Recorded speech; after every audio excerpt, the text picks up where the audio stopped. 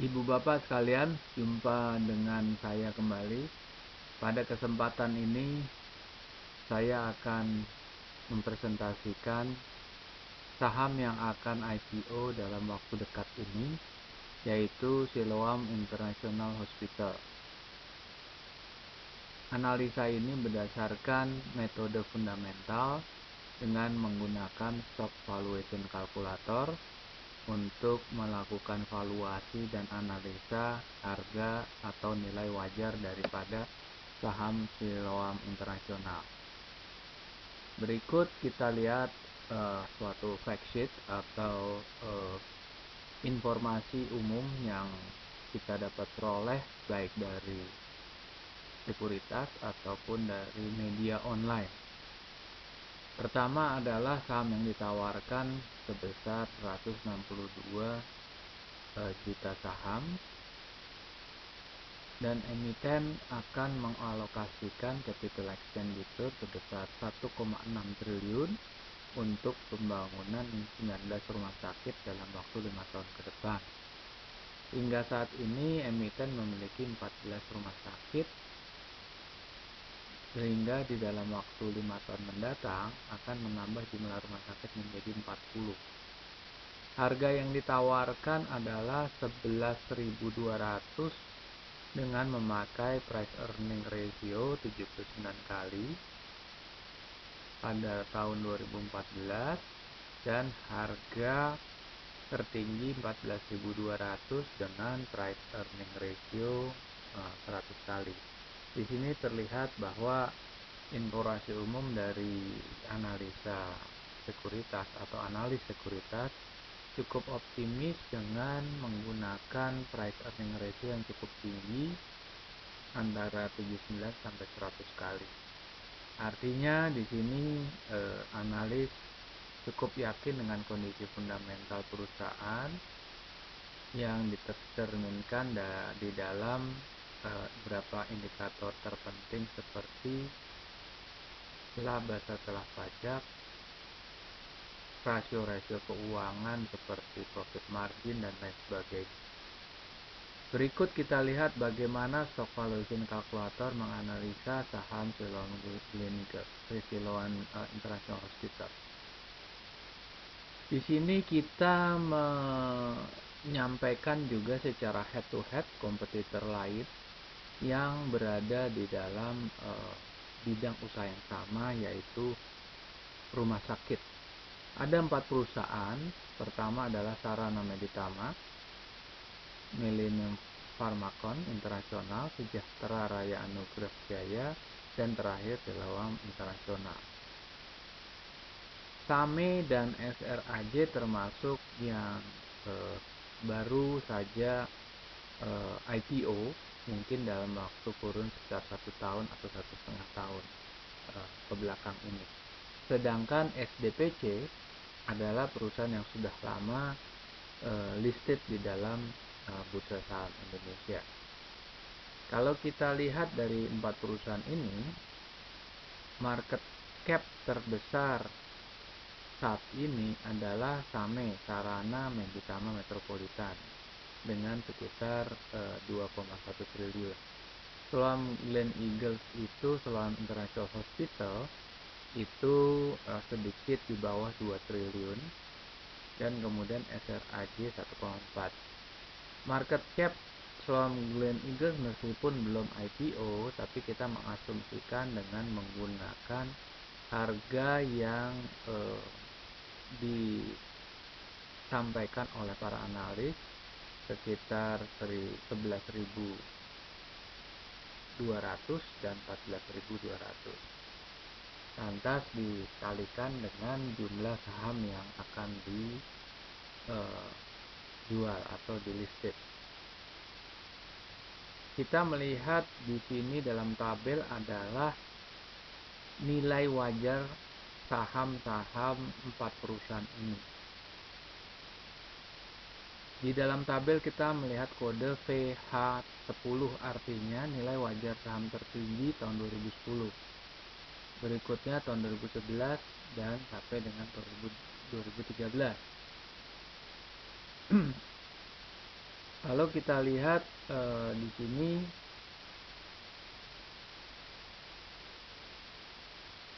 saham-saham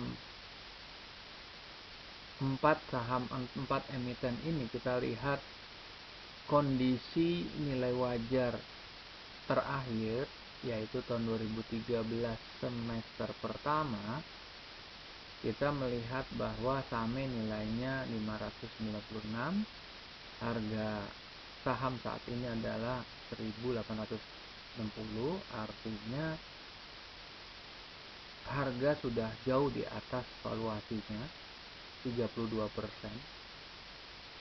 Kalau kita lihat SBPC, harganya masih under value karena harganya 116, valuasinya 400-an.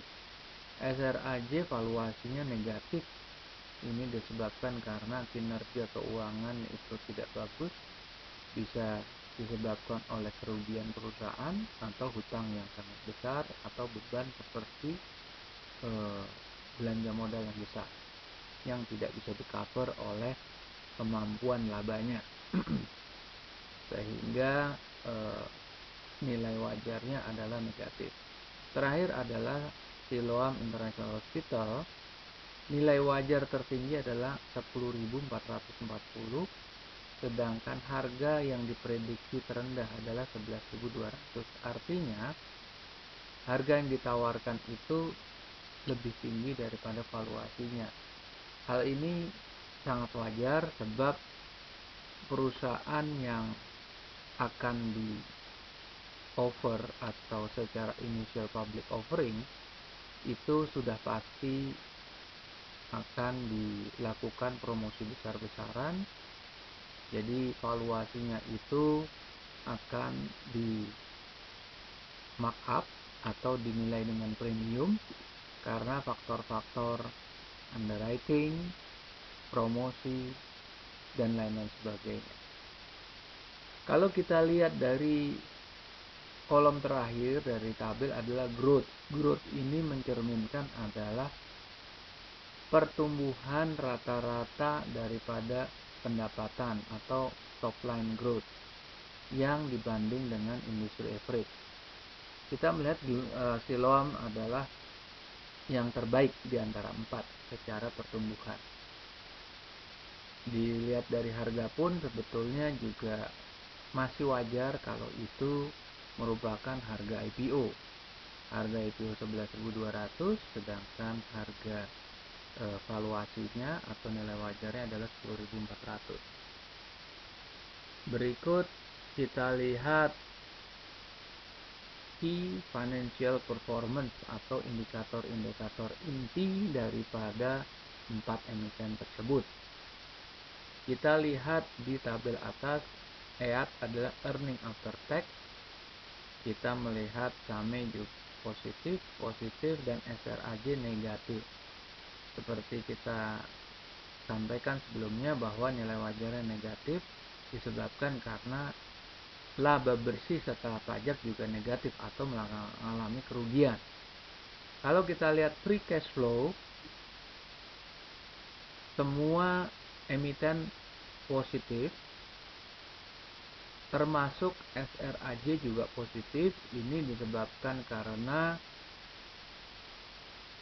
kontribusi daripada laba non operasional yang cukup menutup kerugian daripada laba bersihnya. Jadi secara cash flow SRAJ sebetulnya tidak negatif, tapi dia masih survive. Berikut kita lihat working capital atau WC. SAME negatif working capital, SBPC positif, SRAJ negatif, dan Siloam positif 195 miliar. Berikut adalah nilai likuidasi, yaitu current asset dibandingkan dengan total hutang. Kecuali SDPC yang positif, ketiga perusahaan secara nilai likuidasinya negatif karena beban hutang, total hutang itu lebih besar daripada current asetnya atau harta lancarnya. Berikut kita melihat spending. capital expenditure daripada perusahaan, kita lihat Siloam Internasional adalah yang terbesar. Kalau kita lihat dari earning after tax, antara Siloam dan Same itu Siloam hampir 2 kali lipat dari Same, 5 kali lipat dari SDPC. Sedangkan spending untuk belanja modal, Siloam juga besar, paling besar dibanding SRAJ itu 5 kali lipat. Sedangkan SDPC dan Same itu tidak mengeluarkan belanja modal yang besar. Juga dari sisi aset, Siloam ada yang terbesar sebesar 1,6 triliun. Sedangkan nomor 2 ada SRAJ 1,3 triliun. Dari segi revenue, ini kita lihat bahwa Siloam itu unggul tertinggi, revenue 2,3 triliun, disusul oleh SDPC 1,2, sedangkan SRAJ dengan aset 1,3 triliun dia cuma bisa menghasilkan 206 miliar. Jadi jauh sekali dari segi kinerja. Siloam itu jauh lebih unggul daripada SRAJ. Begitu juga jauh lebih di atas daripada Same karena revenue itu 10 kali lipat Same. Meskipun secara aset pun juga sebetulnya sangat di atas. Meskipun Same itu secara free cash flow dia mendekati free cash flow-nya Siloam. Kalau kita lihat Siloam itu 68, Same itu 51 miliar. Dari segi gross profit juga Siloam unggul daripada ketiga pesaingnya dengan 624,8 miliar daripada laba kotornya. Berikut kita melihat financial ratio. Kita mulai dari ROE, return on equity. Siloam yang terbesar 20% return on equity, sedangkan SRAJ hanya 1%. Tetapi berikut debt equity ratio, Siloam itu yang terbesar 5,3, sedangkan yang lain adalah di bawah 1. SDPC 2,5, SRAJ 1,0, dan Same 2,1. Dilihat dari net profit margin, Same yang terbesar 10%, sedangkan Siloam hanya 2%.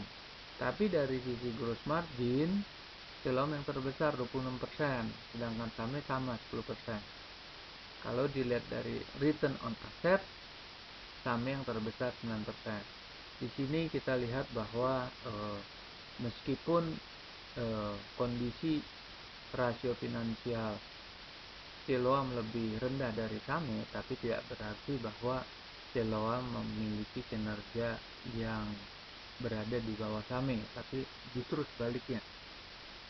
Karena dari indikator-indikator yang telah kita sampaikan sebelumnya, Same itu Siloam itu secara revenue lebih tinggi, secara laba bersih lebih tinggi, juga secara net working capital itu lebih besar, secara skala lebih besar, dan secara ROE lebih besar, dan lain sebagainya. Berikut kita lihat kinerja keuangan lebih detail, yaitu 3 tahun terakhir. Kalau kita lihat perkembangan dari top line atau revenue, mereka naik terus. Tahun 2012 itu naik 42%, 2013 masih naik dengan 32%, aset pun juga naik terus. Kita lihat gross profit naik terus, malah tahun 2013 hampir dari double daripada 2011. Earning after tax tahun 2012 itu sedikit lebih tinggi dari 2013. Ini dimungkinkan karena 2012 itu naik cukup signifikan dari 38 miliar menjadi 52 miliar. Sehingga terjadi penurunan untuk karena kenaikan yang terlalu tinggi di tahun sebelumnya. Capital expenditure sebetulnya perusahaan sudah menekan karena ada kenaikan dari 2011 ke 2012 ke level hampir 400 miliar, 2013 turun menjadi 215 miliar. Akan tetapi yang paling mencolok dari kinerja 3 tahun terakhir daripada Siloam adalah free cash flow. Free cash flow 2 tahun terakhir adalah negatif. Sedangkan 2013 perusahaan sudah mencetak free cash flow yang positif. Kenapa negatif? Kalau kita lihat daripada laba bersih setelah pajak, terutama tahun 2012, itu 51 atau 52 miliar dibanding 51,5 miliar pada tahun 2013. Tapi mengapa free cash flow-nya justru negatif 193 miliar? Ini disebabkan oleh tingginya biaya-biaya non-operasional atau tingginya biaya barang modal. Sedangkan tahun 2013 terjadi penurunan biaya barang modal atau capital expenditure. Dan di samping itu pula, meskipun pendapatan atau laba bersih itu menurun sedikit, tetapi kami yakini bahwa tahun 2013 emiten itu mencetak gain daripada item-item non-operasional, sehingga laba non-operasional itu bisa menutup negatif cash flow apabila hanya mengandalkan earning after tax.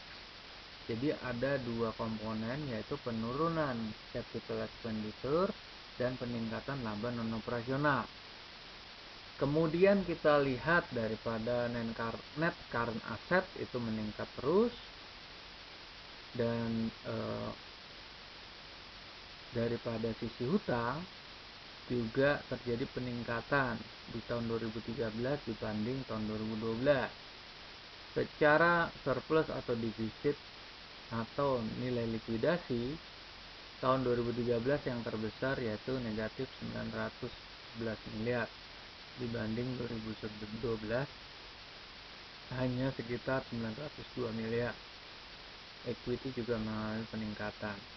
Kita lihat secara histori, debt equity ratio itu tetap di atas posisi 5 poin.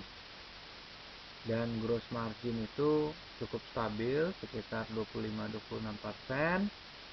Profit margin juga cukup stabil antara 2-3%. Hanya penurunan di sisi return on equity dari 42% menurun di 2013 menjadi 20%. Ini karena nilai equity yang naik, sedangkan profit menurun tipis di tahun 2013.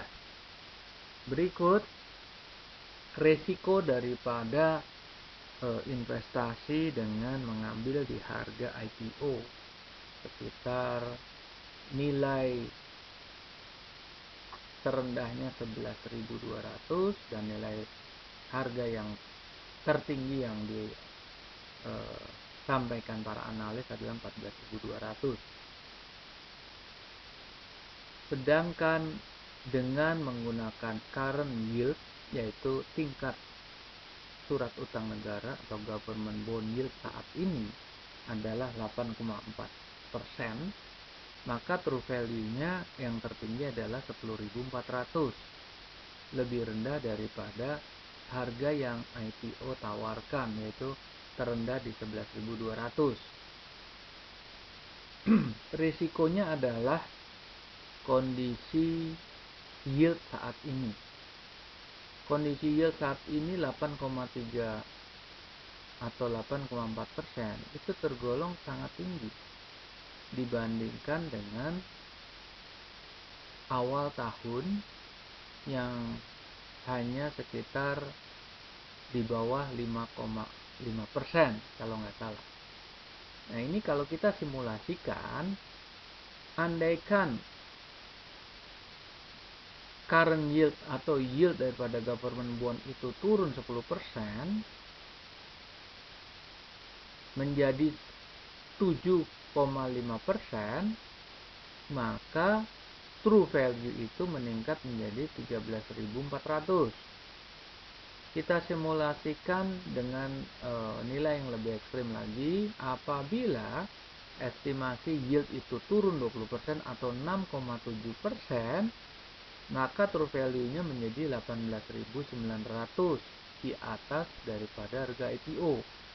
Nah, andaikan harga IPO itu 11.200, maka kita bisa mengharap atau kita harus mengukur harapan kita apabila nilai yield daripada surat utang negara itu menurun 20%, sehingga ada kemungkinan true value yang 19.000 itu akan dicapai oleh tingkat harga di pasar sekunder, sehingga apabila kita membeli dengan harga 11.200 di harga IPO, maka akan terjadi peningkatan paling maksimum 19.000, atau kita akan gain sekitar 8.000 kurang 200 atau 7.800, yang merupakan cukup tinggi gainnya. Itu dengan catatan kalau kondisi ekonomi membaik.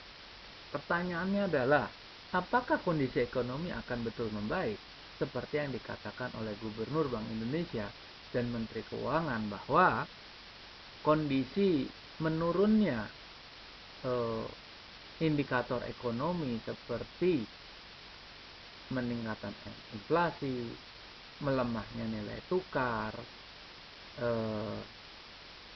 meningkatnya tingkat suku bunga, meningkatnya yield atau ekspektasi dari surat utang negara, dan menurunnya daripada current account atau defisit current account, apakah bisa membaik? Mampukah pemerintah meyakinkan pasar dalam hal ini? Dan pertanyaan terakhir, apakah kondisi regional itu betul-betul mendukung? Nah, inilah pertanyaan-pertanyaan yang harus kita jawab kalau kita ingin membeli saham-saham IPO. Seperti kita bahas sebelumnya, saham Siloam ini secara fundamental cukup bagus.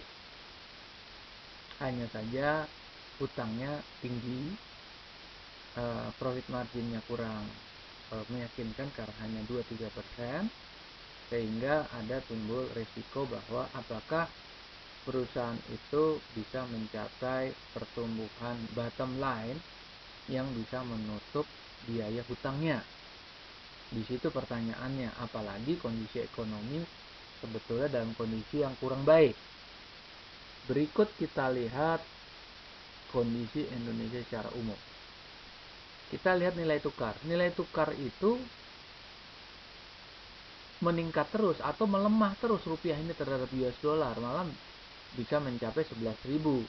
Kondisi sekarang kan sudah hampir 11.000 dibanding dengan awal-awal tahun, sehingga terjadi sekitar penurunan atau pelemahan 10%. Yang cukup parah adalah inflasi. Inflasi sekarang udah hampir 9%. Itu naik 88% dibanding awal tahun Februari 2013 itu hanya 4,5%, sekarang sudah 2 kali lipat. Current account pun mengalami defisit yang terus-terus memburuk. Kalau dibanding 2012 itu hanya negatif sekitar 3 triliun lah. Dan sekarang itu sudah 9.850. Berikut kita lihat juga foreign exchange reserve.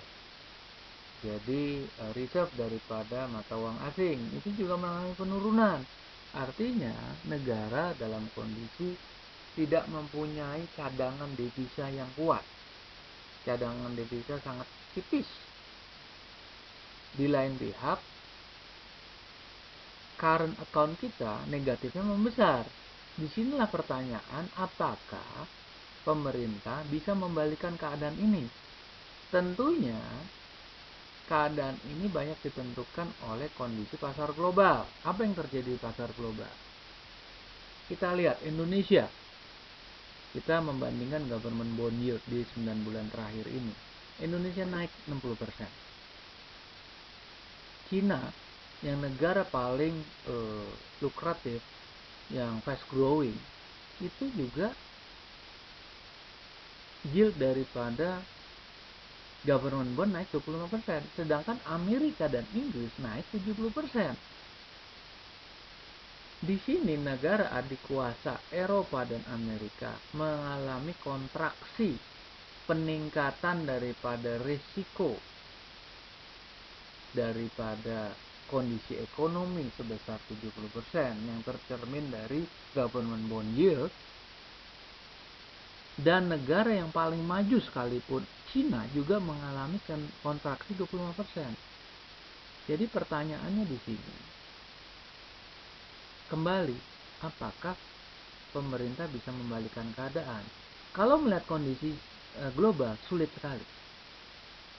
Ini indikator Amerika dan Eropa naik 70% daripada yield atau ekspektasi investor terhadap surat utang negara itu meningkat 70%.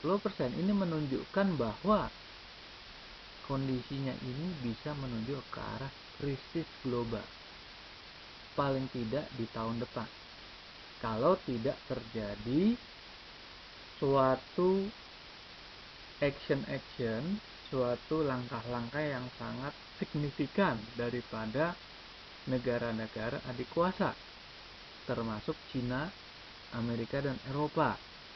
Karena apa?